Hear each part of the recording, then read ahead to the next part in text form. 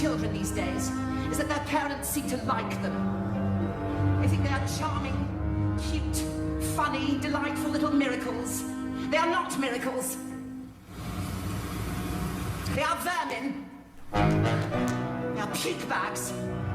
They are vile, repellent, sticky-fingered little snot goblins. And it is my job to crush you, do you hear?